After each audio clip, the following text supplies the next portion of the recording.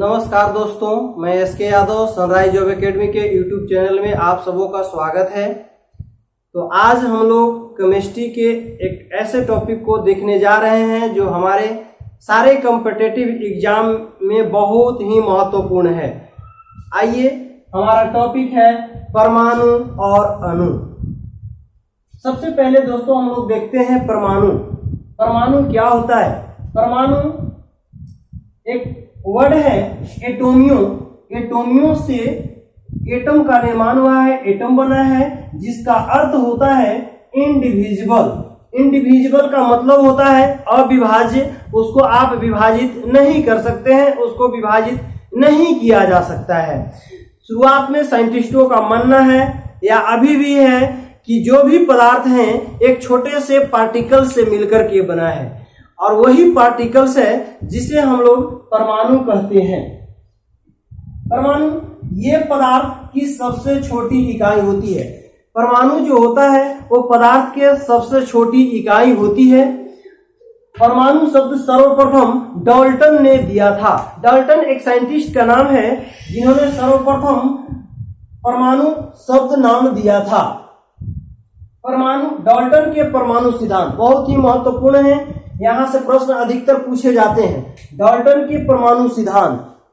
Dalton के परमाणु सिद्धांत पहला बिंदु है कि प्रत्येक पदार्थ अति सूक्ष्म अविभाज्य कणों से मिलकर बना है। जितने भी पदार्थ हैं सब अति सूक्ष्म छोटे छोटे कणों से मिलकर बने हैं। जो भी पदार्थ हम लोग देखते हैं ये एनवायरमेंट में, अपने वातावरण में जो भी पदार्थ है सब छोटे छोटे अति सूक्ष्म कणों से मिलकर बने होते हैं। यही अविभाज्य कण जिससे मिलकर वो बना होता है, उसी को हम लोग ने परमाणु कहते हैं। और डाल्टन साहब ने भी परमाणु नाम दिया। एक ही तत्वों के सभी परमाणु गुणों में समान होते हैं। देख लीजिए, यदि हमारे पास हाइड्रोजन हो, एक डब्बा हो और इस डब्बा में हाइड्रोजन नाम का तत्व हो और उनके सारे पार्टिकल्स हो, तो इनमें सारे पार्टिकल जो होंगे, जो भी कण होंगे, वो सब एक जैसे होंगे, वो एक ही गुण प्रदर्शित करेंगे। अगर हम एक कंटेनर में ऑक्सीजन को ले लें, ऑक्सीजन के पार्टिकल्स हो, तो सभी अपना एक जैसे गुण प्रदर्शित करेंगे। ठीक है, तो ये इसमें अगर ऑक्सीजन, इसमें हाइड्रोजन है, तो एक ही तत्व ये सभी जो परमाणु होते हैं, सभी जो कण होते हैं, एक ही जैसे गुण प्रदर्शित करते हैं।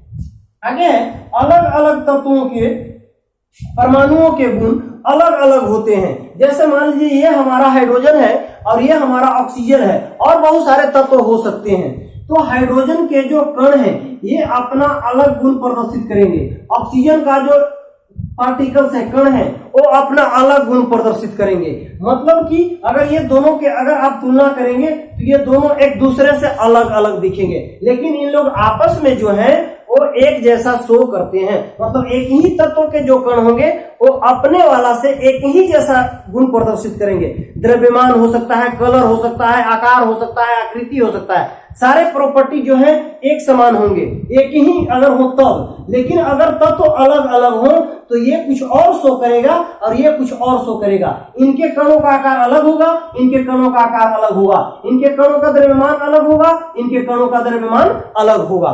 तो अलग अलग जो तत्व होंगे उनके जो गुण होंगे वो अलग होंगे।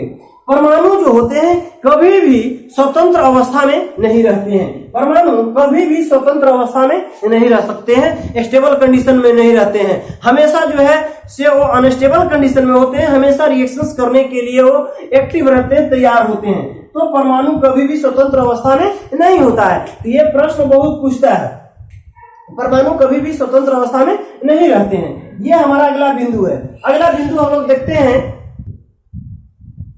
आगे। हम लोगों का परमाणु रासायनिक अभिक्रिया में भाग लेते हैं। जब कोई केमिकल रिएक्शंस होता है तो केमिकल रिएक्शंस के दौरान हमारा जो परमाणु ही है जो अभिक्रिया में भाग लेता है, तो परमाणु रासायनिक अभिक्रिया में भाग लेता है। आगे हमारा कि जब दो या दो से अधिक परमाणु आपस में रासायनिक रूप से संयोग करते हैं, रिएक्शंस करते हैं, तब या तो अणु का निर्माण करेंगे या तो फिर यौगिक का निर्माण करेंगे। तो यहाँ बात आती है कि अणु और यौगिक। तो अणु क्या होते हैं? अणु, मोलेकुल जिसको बोलते हैं मोलेकुल, जो एक ही प्रकार के परमाणु से मिलकर बने होते हैं, जो एक ही प्रकार के परमाणु से मिलकर बने होते हैं उनको हम लोग अणु बोलते हैं। जैसे हमारा हो गया O2, Cl2, H2, ये सारे जो है हमारा क्या हो गए, ये हमारा अणु हो गए। यौगिक क्या है, यौगिक इसमें जो होते हैं इसमें डिफरेंट प्रकार के होते हैं, इनमें डिफरेंट प्रकार के होते हैं, अलग अलग प्रकार के होते हैं। जैसे एग्जांपल में देख लीजिए H2O, H2O में हाइड्रोजन और ऑक्सीजन होता है। यौगिक में H2O में क्या होता है, हाइड्रोजन और ऑक्सीजन तत्व आता है। तो ये हमारा यौगिक हो गया, ये हमारा यौगिक हो गया। NH3 इसमें नाइट्रोजन और हाइड्रोजन है, अलग अलग तत्व जो है आपस में मिलकर बनते हैं, तो ये हमारा यौगिक हो गया। तो अणु क्या है, जब एक ही प्रकार के अणु आपस में, एक ही प्रकार के परमाणु आपस में रासायनिक रूप से संयोग करेंगे तब अणु बनेगा, और अगर अलग अलग तत्वों के अलग अलग परमाणु जब रासायनिक रूप से संयोग करेंगे तब यौगिक का निर्माण होता है। तो ये हमारा था डाल्टन के परमाणु सिद्धांत के 6 बिंदु, जो बहुत ही महत्वपूर्ण था। आगे हम लोगों को देखना है, देखिए परमाणु कोई भी पदार्थ है वो सबसे छोटी कण से मिलकर बना है, जिसको हम लोग परमाणु नाम दिए हैं। परमाणु की जो संरचना होता है इस तरीके से होता है। देखिए बहुत सारे एक्सपेरिमेंट करने के बाद ये पता चला है कि परमाणु के अंदर कुछ कण होते हैं, कुछ फंडामेंटल पार्टिकल्स होते हैं ना, जैसे इलेक्ट्रॉन, प्रोटॉन, न्यूट्रॉन, मेसोन, पाइमोसोन। लेकिन मुख्य रूप से हम लोगों को जो जानना है, जिनका अस्तित्व है, वो 3 ही है, इलेक्ट्रॉन, प्रोटॉन और न्यूट्रॉन। तो आखिर वो उपस्थित कहाँ होते हैं, तो परमाणु में। तो परमाणु के कौन कौन से भाग में कौन कौन फंडामेंटल पार्टिकल उपस्थित होते हैं। तो अगर हम मान लेते हैं कि ये किसी भी एलिमेंट्स का एक परमाणु है, तो इस परमाणु में ये जो सेंटर होता है इसको हम लोग न्यूक्लियस बोलते हैं, नाभिक बोलते हैं, न्यूक्लियस बोलते हैं, नाभिक बोलते हैं। और इसमें प्रोटॉन और न्यूट्रॉन होते हैं, इसमें प्रोटॉन और न्यूट्रॉन होते हैं। और जो इलेक्ट्रॉन होते हैं वो अपना कक्ष में, ये जो इलेक्ट्रॉन होते हैं ये अपने कक्ष में चारों ओर, ये न्यूक्लियस के नाभिक के चारों ओर चक्कर लगाते रहते हैं। तो यहाँ जो हमारा नाभिक है ये पॉजिटिव चार्ज होता है, और इसमें हमारा प्रोटॉन न्यूट्रॉन होते हैं, और इसके चारों ओर जो होते हैं इलेक्ट्रॉन चक्कर काटते रहते हैं। इस न्यूक्लियस का खोज, इस नाभिक का खोज रदरफोर्ड नामक साइंटिस्ट ने किया था। रदरफोर्ड नामक साइंटिस्ट ने किया था। रदरफोर्ड नामक साइंटिस्ट, रदरफोर्ड ने किया था। तो प्रश्न कभी कभी पूछता है कि परमाणु के नाभिक का खोज किसने किया, तो रदरफोर्ड ने किया था खोज। नाभिक का खोज जो था वो रदरफोर्ड ने किया था। देखिए ये जो हमारा नाभिक है ये परमाणु होता है, परमाणु का जो नाभिक होता है, ये नाभिक का त्रिज्या, ये नाभिक की त्रिज्या 10 के पावर माइनस 15 मीटर होता है। और ये जो हमारा परमाणु होता है वो परमाणु की त्रिज्या 10 के पावर माइनस 10 होता है, -10 मीटर होती है। तो ये हमारा क्या है, ये सेंटर है, इसको हम लोग नाभिक बोलते हैं। नाभिक के जो त्रिज्या माना गया है लगभग 10 के पावर माइनस 15 मीटर माना गया है, और परमाणु की जो त्रिज्या माना गया है वो 10 के पावर माइनस 10 मीटर होता है। इसी को नाभिक को ही हम लोग केंद्रक बोलते हैं। परमाणु के मध्य केंद्रक होता है, केंद्रक होता है। परमाणु जो होता है उसके सेंटर में एक केंद्रक होता है। ये जो केंद्रक होता है वो धन आवेशित होता है, धन आवेशित होता है, इस पर प्लस चार्ज होता है। केंद्रक जो होता है वो धन आवेशित होता है।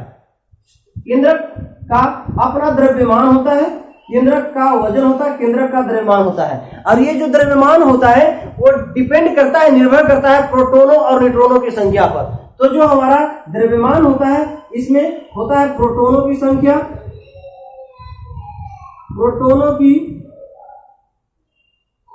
संख्या और न्यूट्रॉनों की संख्या, न्यूट्रॉनों की संख्या।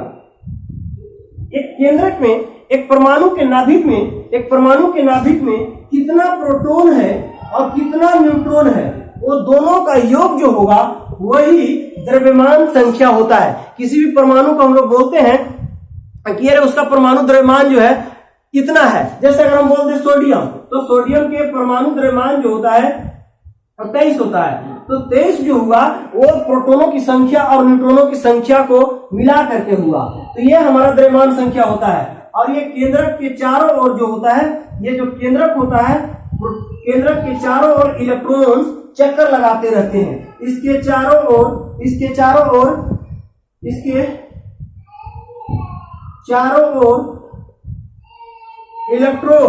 इलेक्ट्रॉन चक्कर लगाते रहते हैं,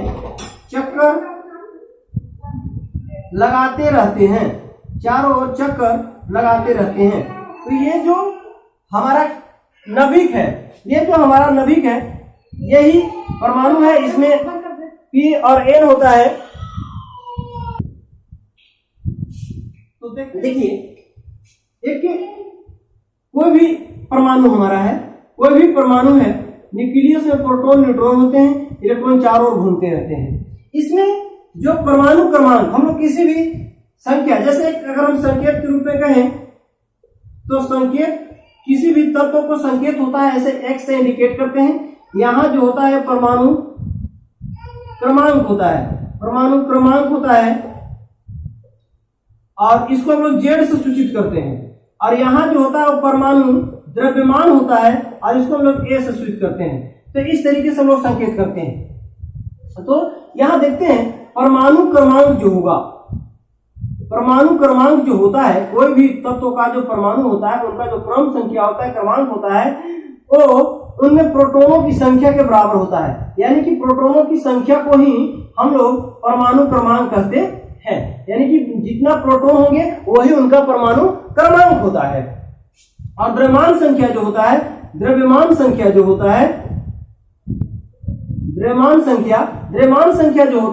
वो होता है प्रोटॉनों की संख्या प्लस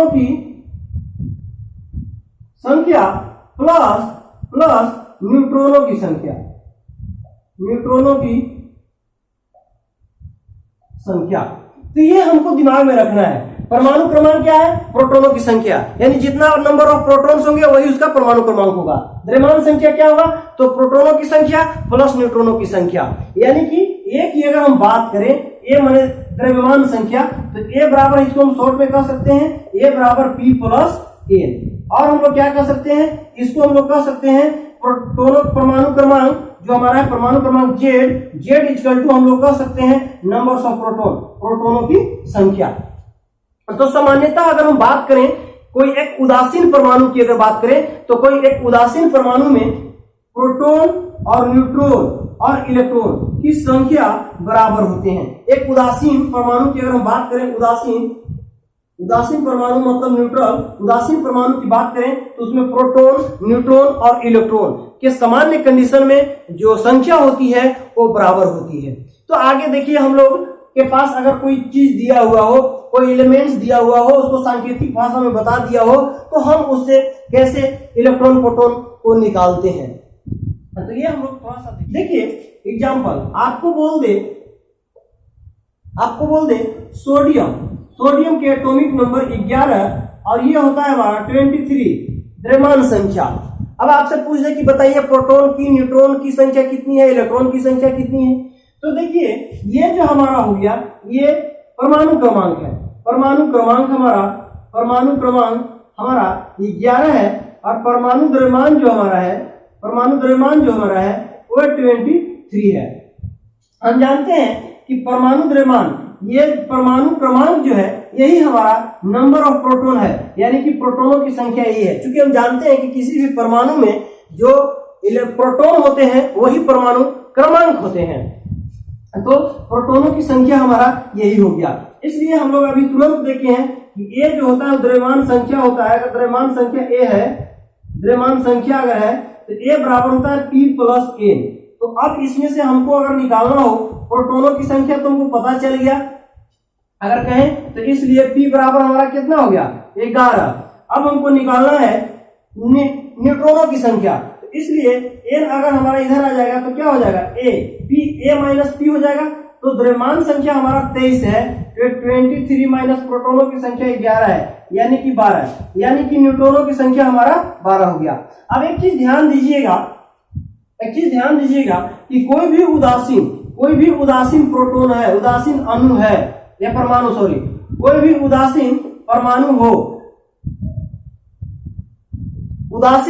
उदासीन परमाणु में जो प्रोटॉन होते हैं वो इलेक्ट्रॉनों की संख्या के बराबर होते हैं। उदासीन परमाणु में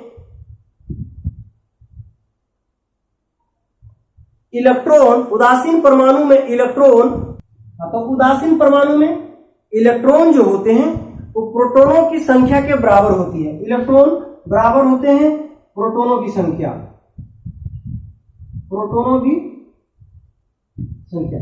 जनरली प्रोटॉन जो होते हैं वो धनावेशित होते हैं। प्रोटॉन पर प्लस चार्ज होता है, इलेक्ट्रॉन पर माइनस चार्ज होता है।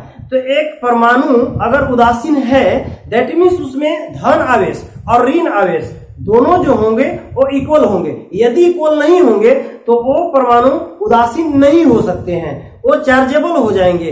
या तो प्लस चार्ज हो जाएगा, या तो प्लस आयन में हो जाएंगे, या तो फिर माइनस आयन में हो जाएंगे। तो इस तरीके से उदासीन परमाणु में इलेक्ट्रॉन और प्रोटॉनों की संख्या जो होती है वो बराबर होती है। तो यदि इस तरीके से हमको कोई प्रश्न पूछ दे कि कोई एक एलिमेंट्स है और उस एलिमेंट्स के परमाणु क्रमांक 11 है और परमाणु द्रव्यमान 23 है, तो आप बताइए कि प्रोटॉनों की संख्या क्या है और न्यूट्रॉनों की संख्या क्या है। तो प्रोटॉनों की संख्या तो वही होगा जो परमाणु क्रमांक होता है। परमाणु क्रमांक को ही प्रोटॉनों की संख्या कहते हैं, क्योंकि जो प्रोटॉनों की संख्या होती है ना, उसी को परमाणु क्रमांक कह दिया गया है। तो प्रोटॉन हमको पता हो गया। यदि प्रोटॉन पता हो गया तो हम आसानी से न्यूट्रॉनों की संख्या ज्ञात कर लेते हैं, क्योंकि द्रव्यमान संख्या जो होता है वो द्रव्यमान संख्या प्रोटॉन और न्यूट्रॉन के योग होता है। द्रव्यमान संख्या प्रोटॉन और न्यूट्रॉन के योग होता है। तो प्रोटॉन को हम लोग द्रव्यमान संख्या में से घटा देंगे तो न्यूट्रॉन निकल जाएगा। तो सिंपली ये प्रश्न को आपको पूछता है, अणु, मोलेकुल, अणु क्या होते हैं। देखिए, पदार्थ की वह सबसे छोटी इकाई जो स्वतंत्र अवस्था में रह सकती है अणु कहलाती है। परमाणु क्या था, वो स्वतंत्र अवस्था में नहीं रहती है। तो देखेंगे पदार्थ की सबसे छोटी इकाई जो स्वतंत्र अवस्था में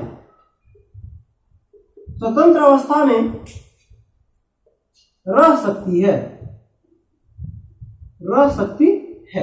पदार्थ की सबसे छोटी इकाई है जो स्वतंत्र अवस्था में रहती है। लेकिन परमाणु क्या था, पदार्थ की सबसे छोटी इकाई है लेकिन स्वतंत्र अवस्था में नहीं रहती है। अब परमाणुओं के रासायनिक संयोग से ये बनता कैसे है, परमाणुओं के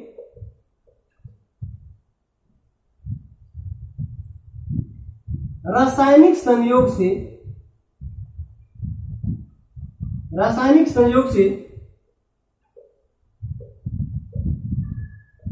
अणु बनता है। देखिए, जब परमाणु आपस में रिएक्ट करेंगे तब अणु बनता है। जैसे आपको हम एक एग्जांपल समझ में आने के लिए, कभी कभी परमाणु और अणु में कंफ्यूजन आती है। जैसे मान के चलिए कि आपके पास एक ट्रे है, एक ट्रे में लड्डू रखा हुआ है। मान के चलिए कि गोंद का लड्डू रखा हुआ है, या मान लीजिए कि बूंदिया का लड्डू रखा हुआ है। बूंदिया का लड्डू हमारे पास रखा हुआ है। तो जो लड्डू हुआ, ये सारे लड्डू हैं, ऐसे समझना है। तो इस लड्डू में जो बूंदिया हुआ, उस प्रकार से इसको समझना है कि बूंदिया जो हुआ ये परमाणु हुआ, और ये जो कंप्लीट लड्डू हुआ, एक लड्डू, ये हमारा अणु हो गया। ये जो लड्डू हो गया ये हमारा कंप्लीट अणु हो गया। तो समझना क्या है कि जैसे कोई मोलेकुल्स हैं, उनका जो गोला होता है, जैसे हम एग्जांपल में ले लें कि यहाँ हमारे पास वाटर है, तो वाटर के छोटे छोटे पार्टिकल्स होंगे, पानी के बहुत सारे पार्टिकल्स, तो ये प्रत्येक पार्टिकल्स में हाइड्रोजन और ऑक्सीजन होंगे, हाइड्रोजन और ऑक्सीजन के मिलने से बना है। तो हाइड्रोजन हमारा परमाणु हुआ, ऑक्सीजन हमारा परमाणु हुआ, लेकिन ये जो मोलिक्यूल्स एक हुआ ये हमारा अणु हो गया, यानी कि पानी के एक पार्टिकल जो हो गया जिसमें हाइड्रोजन और ऑक्सीजन दोनों इन्वॉल्व हो, ये हमारा अणु हो गया।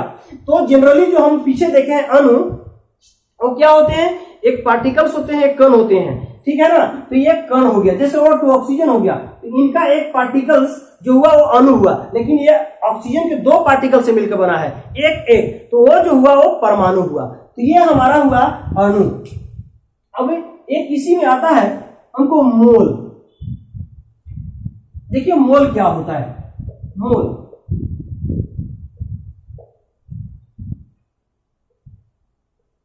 मोल जो होता है वो कार्बन 12 के 12 ग्राम